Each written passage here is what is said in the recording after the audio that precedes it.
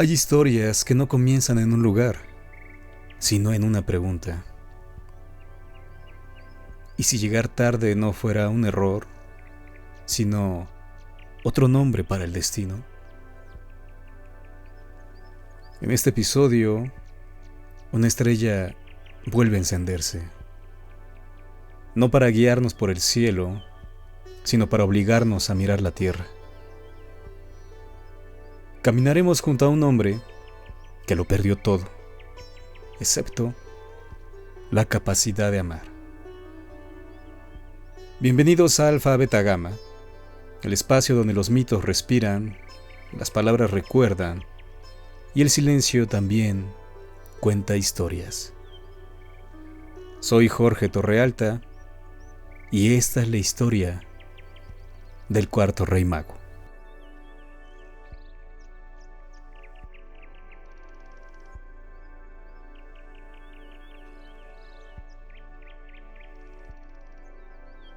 La historia de Artaban, el cuarto rey mago, fue publicada en 1895 como una expansión del relato de los magos bíblicos del Evangelio de Mateo en el Nuevo Testamento.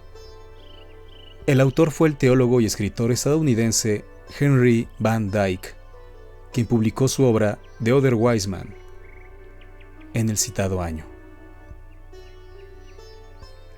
Artaban era el cuarto rey mago que encaminó sus pasos hacia Occidente, guiado por el mapa celestial, en busca del niño Jesús, llevando como triple ofrenda un diamante protector de la isla de Meroe, un pedazo de jaspe de Chipre y un fulgurante rubí de las Sirtes. Se describe como una anacoreta que vivía en una cueva del monte Ushita, conocido por tratar de descifrar los oráculos del profeta Zoroastro.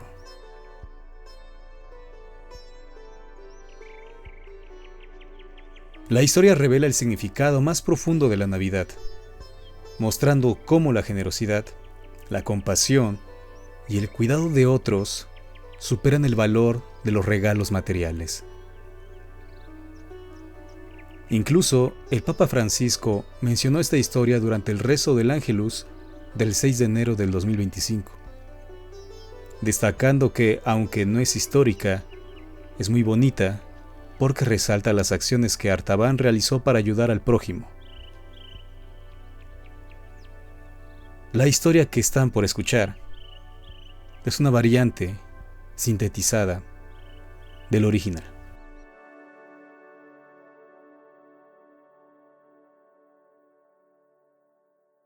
Memoria de una fe errante. El cuarto rey mago. En las alturas del monte Ushita, donde el viento susurra antiguos secretos y las estrellas parecen más cercanas que los hombres, vivía Artaban. No era un rey en el sentido de quien posee corona y cetro, sino en el sentido más profundo. Era rey de su propio espíritu, señor de sus pensamientos, gobernante de una vida dedicada al conocimiento de los misterios celestiales. Durante décadas, había habitado aquella cueva solitaria, estudiando los oráculos del profeta Zoroastro, descifrando los movimientos de las constelaciones, buscando en la bóveda infinita del cielo las respuestas que los hombres no podían darle. Sus manos, curtidas por los años y la soledad, acariciaban pergaminos antiguos bajo la luz vacilante de lámparas de aceite. Sus ojos, profundos como pozos de sabiduría, habían aprendido a leer en la danza de los astros lo que otros ni siquiera imaginaban posible. Una noche, cuando el invierno comenzaba a cubrir las montañas con su manto blanco, Artaban vio lo que había estado esperando toda su vida. Una estrella apareció en el firmamento, diferente a todas las demás. No parpadeaba con la incertidumbre de las estrellas comunes, sino que brillaba con una luz firme, constante, como si llevara dentro de sí una promesa antigua. El corazón del mago saltó en su pecho, conocía las profecías, sabía lo que aquella señal celestial proclamaba. había nacido el Rey de Reyes, el que traería luz al mundo. Sin perder tiempo, Artaban reunió sus más preciados tesoros.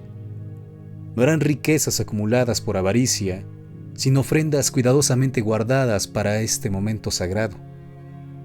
Primero, un diamante de la isla de Meroe, claro como el agua de manantial, que según las antiguas tradiciones protegía de todo mal. Segundo, un jaspe de Chipre, verde como los campos en primavera, símbolo de renovación y vida eterna. Tercero, un rubí de las Sirtes que ardía con un fuego interno, rojo como la sangre que late en el corazón de los vivos. Empacó sus pertenencias con manos temblorosas de emoción. Después de tantos años de espera, de estudio, de preparación, finalmente había llegado el momento. Envió mensajes a sus compañeros magos, aquellos que como él habían dedicado sus vidas al estudio de los cielos. Acordaron encontrarse en las alturas cercanas a Borsippa, desde donde emprenderían juntos el viaje hacia Occidente, siguiendo aquella estrella milagrosa hasta el lugar donde naciera el niño prometido. Artaban descendió del monte con el paso apresurado de quien sabe que cada minuto cuenta. El tiempo apremiaba. Sus compañeros no le esperarían indefinidamente. La caravana debía partir en la fecha acordada, pues el viaje era largo y peligroso, y solo unidos tendrían esperanza de llegar a su destino. El sol comenzaba a declinar cuando divisó las afueras de Borsippa. Sus pies, acostumbrados a los caminos pedregosos de la montaña, lo habían traído más rápido de lo que esperaba. Llegaría a tiempo. Sonrió para sí mismo, imaginando el momento sublime en que se postraría ante el Rey Niño, ofreciéndole sus tesoros y su adoración. Pero entonces vio algo que detuvo su marcha en seco. Al costado del camino, medio oculto entre las sombras alargadas del atardecer, yacía un hombre. No estaba dormido ni descansando. Su cuerpo presentaba las marcas inconfundibles de la violencia. Ropas desgarradas, sangre seca en las sienes, respiración entrecortada y débil. Había sido asaltado, despojado de todo, golpeado hasta casi morir y abandonado a su suerte, como si fuera menos que un perro. Artaban miró hacia el horizonte. A lo lejos podía ver el polvo que levantaba la caravana de sus compañeros magos. Si se detenía ahora, si perdía tiempo auxiliando a este desconocido, llegaría tarde. La caravana partiría sin él. Perdería su única oportunidad de hacer el viaje con seguridad. Perdería su oportunidad de ver al Rey Niño. El hombre gimió débilmente. Sus labios agrietados trataban de formar palabras que no llegaban a nacer. Sus ojos, cuando logró abrirlos un instante, reflejaban no solo dolor, sino el terrible conocimiento de que iba a morir solo, abandonado, sin nadie que recordara su nombre. Artaban cerró los ojos. En su mente, los años de estudio y las antiguas enseñanzas de Zoroastro resonaban con claridad. El hombre justo es aquel que alimenta al hambriento, da agua al sediento, viste al desnudo y cura al enfermo. ¿De qué servirían todos sus conocimientos celestiales si era incapaz de ver el cielo reflejado en los ojos de un hombre sufriente? Se arrodilló junto al moribundo. Con manos expertas examinó sus heridas, buscó agua en su calabaza de viaje, rasgó su propia túnica para hacer vendajes. El hombre necesitaba más que primeros auxilios. Necesitaba un médico, medicinas, un lugar donde recuperarse. Necesitaba dinero. Sin vacilar, Artaban sacó de su bolsa el diamante de Meroe. Aquel cristal perfecto que había guardado durante décadas para ofrecerlo al rey prometido, brilló una última vez bajo la luz moribunda del día antes de que lo entregara a un comerciante cercano a cambio de monedas suficientes para pagar la atención que el herido necesitaba. Contrató hombres que lo llevaran a una posada, pagó por adelantado su cuidado, dejó instrucciones detalladas. Cuando finalmente pudo continuar su camino, la noche había caído por completo. Corrió por las llanuras bajo las estrellas, pero cuando llegó al punto de encuentro, solo encontró las huellas de los camellos en la arena y el eco del silencio. Sus compañeros habían partido hacia occidente. Melchor, Gaspar y Baltasar viajaban ya hacia su destino, mientras él quedaba atrás, solo. Por un momento, la desesperación amenazó con vencerlo. Había perdido su oportunidad, pero luego miró al cielo y vio que la estrella seguía brillando, clara y hermosa. Si aquella luz había guiado a sus compañeros, también podía guiarlo a él. Reorganizó sus provisiones, ajustó su manto y comenzó a caminar. Viajaría solo, pero viajaría de todas formas. Los días se convirtieron en semanas.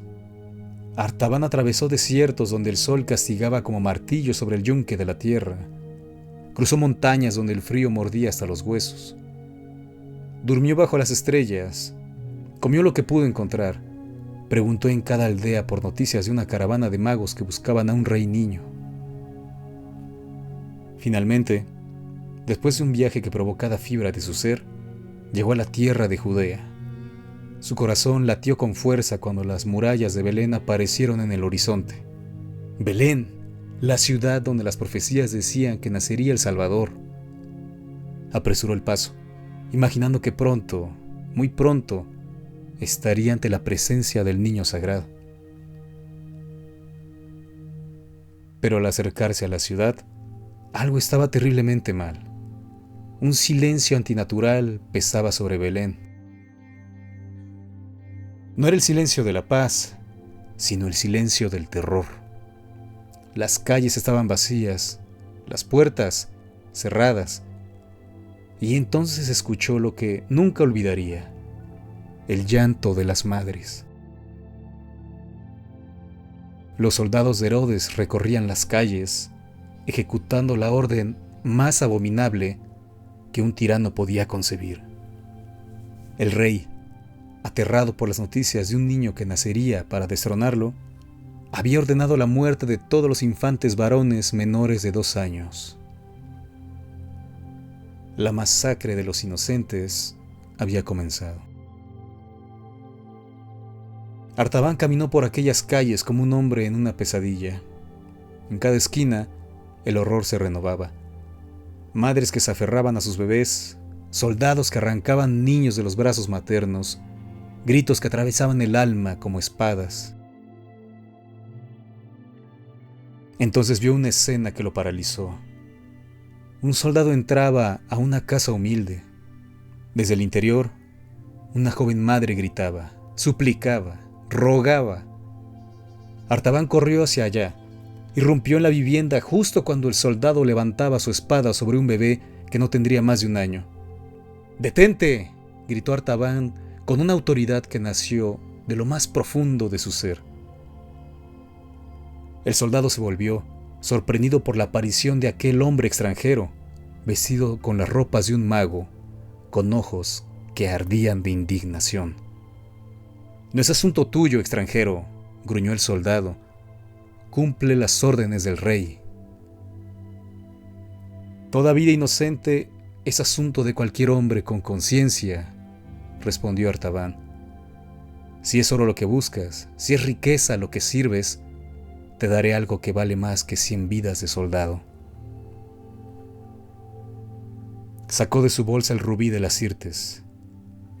Aquel fuego petrificado que había guardado para el Rey de Reyes brilló en la penumbra de la casa con un resplandor imposible de ignorar. Los ojos del soldado se agrandaron de codicia. «¡Dame eso!», exigió, olvidando completamente al niño. «Tómalo», dijo Artaban, «y vete. Di que no encontraste ningún niño en esta casa. Di lo que quieras, pero vete ahora». El soldado arrebató la joya y desapareció en la noche. La madre se derrumbó en el suelo, abrazando a su bebé, llorando de alivio y terror a partes iguales. Artaban las miró por un momento, luego salió en silencio. Pero la transacción no pasó desapercibida. Otros soldados lo habían visto. Fue capturado, acusado de interferir con las órdenes del rey y condenado. Durante 30 años languideció en prisiones oscuras, donde el tiempo se medía solo por la alternancia de luz y sombra que se filtraba por una estrecha rendija. 30 años, toda una vida. En aquella oscuridad, Artaban tuvo tiempo de sobra para pensar, para cuestionarse. ¿Había hecho bien? ¿Había valido la pena? Había comenzado su viaje para encontrar al Rey de Reyes y ahora solo poseía una de sus 3 ofrendas. Había perdido su caravana, había perdido años de su vida, pero cuando cerraba los ojos, veía el rostro de aquel bebé salvado y su corazón encontraba paz. Cuando finalmente fue liberado, Artaban era un anciano. Su barba era blanca como la nieve, su espalda estaba encorvada por los años. Sus manos temblaban, pero en su bolsa aún guardaba el jaspe de Chipre. Aún tenía una ofrenda que dar. Las noticias que escuchaba hablaban de un profeta extraordinario llamado Jesús, que había sido crucificado en Jerusalén. Su corazón se llenó de una intuición terrible. ¿Podría ser él el niño que había buscado? Artaban se dirigió a Jerusalén. Era el día de Pascua y las calles estaban llenas de peregrinos. Se abrió paso entre la multitud, preguntando, buscando. Había escuchado que el profeta había muerto en el Gólgota, pero necesitaba saberlo. Necesitaba estar seguro. Mientras caminaba, pasó junto a un mercado de esclavos. Allí, en una plataforma, una joven lloraba mientras era subastada. Su padre había muerto dejando deudas imposibles de pagar, y ahora ella sería vendida para liquidarlas. Sus ojos suplicaban a la multitud indiferente. Su voz quebrada rogaba por piedad que nadie ofrecía. Artaban se detuvo. Su mano buscó el jaspe en su bolsa. Era lo último que le quedaba, su última ofrenda. Se lo entregaba ahora, llegaría ante su rey con las manos vacías. Después de toda una vida buscándolo, después de tantos sacrificios, ¿acaso no merecía guardar al menos este último tesoro? La joven lo miró. Sus ojos encontraron los suyos, y en ese instante, Artaban comprendió. Había pasado toda su vida buscando al rey en un niño, en un lugar, en un momento específico. Pero el rey estaba aquí, ahora, en los ojos de esta joven esclavizada. Estaba en aquel comerciante moribundo del camino. Estaba en aquel bebé de Belén. Había estado todo el tiempo en cada rostro sufriente que había encontrado. Sin dudar, entregó el jaspe al mercader de esclavos y compró la libertad de la joven. «Ve», le dijo con voz temblorosa de emoción, «vive libre, eres hija del cielo, no mercancía de hombres». La joven lo abrazó, llorando de gratitud. Pero antes de que pudiera agradecerle adecuadamente, la tierra comenzó a temblar. Un terremoto sacudió Jerusalén con furia. Los edificios se tambalearon, la gente gritaba y corría buscando refugio. una viga cayó del mercado, golpeando a Artaban en la cabeza. El anciano mago cayó al suelo. Podía sentir que su vida se escapaba como arena entre los dedos. La joven que había liberado se arrodilló junto a él, sosteniéndole la cabeza, rogándole que resistiera. Pero Artaban sabía que había llegado su hora. Entonces, en medio de la confusión y el terror, escuchó una voz. No venía de la joven ni de la multitud. Venía de un lugar más profundo que el mundo visible, más real que la realidad misma. Bien hecho, siervo bueno y fiel. Artaban abrió los ojos, aunque ya no podía ver nada del mundo físico. Pero veía otra cosa, una luz más brillante que aquella estrella que lo había guiado hacía tantos años. Y en esa luz, un rostro lleno de amor inefable. Señor, susurró con sus últimas fuerzas, busqué durante toda mi vida, venía a adorarte, pero llegué con las manos vacías. No tengo ofrendas que darte. La voz respondió con una ternura infinita. ¿Con las manos vacías? ¿Acaso no me diste un diamante cuando me encontraste herido en el camino? ¿No me salvaste con un rubí cuando mi vida peligraba en Belén? ¿No me libraste con un jaspe cuando estaba esclavizada? Todo lo que hiciste por el más pequeño de mis hermanos, lo hiciste por mí. Tus tesoros nunca estuvieron más seguros que cuando los entregaste por amor.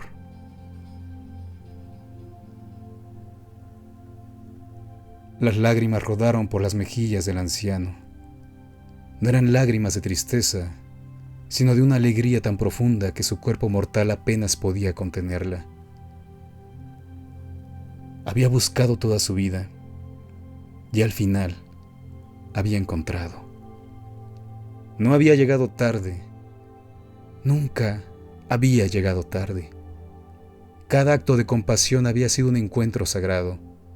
Cada sacrificio había sido una adoración perfecta. Artaban cerró los ojos por última vez y la tierra lo recibió en su abrazo final.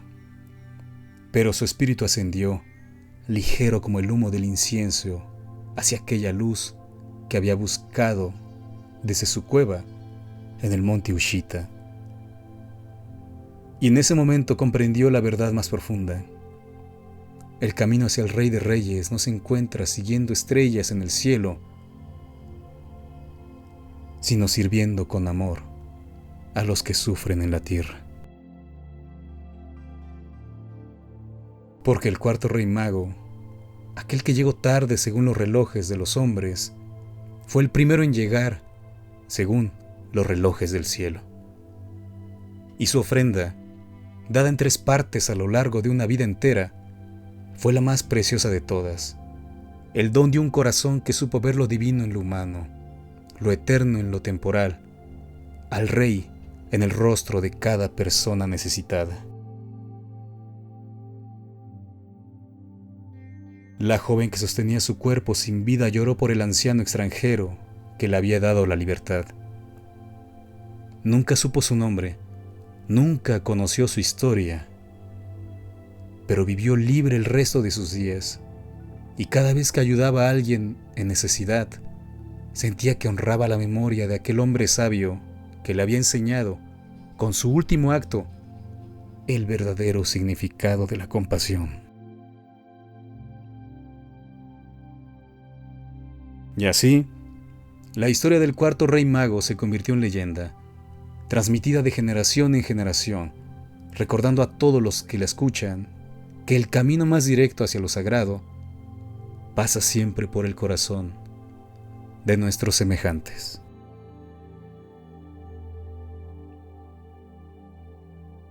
Tal vez no eran joyas lo que el rey esperaba. Tal vez nunca fue cuestión de estrellas, ni de rutas exactas, ni de llegar primero. Tal vez lo sagrado siempre estuvo escondido en el gesto que detiene el paso, en la mano que se vacía, en el corazón que elige quedarse. Si esta historia te encontró, no fue casualidad. Suscríbete a Alfa Beta Gamma y acompáñanos en este viaje donde la literatura, el mito y la condición humana se miran de frente. Porque a veces llegar tarde es la única forma de llegar de verdad. Yo soy Jorge Torrealta. Hasta siempre.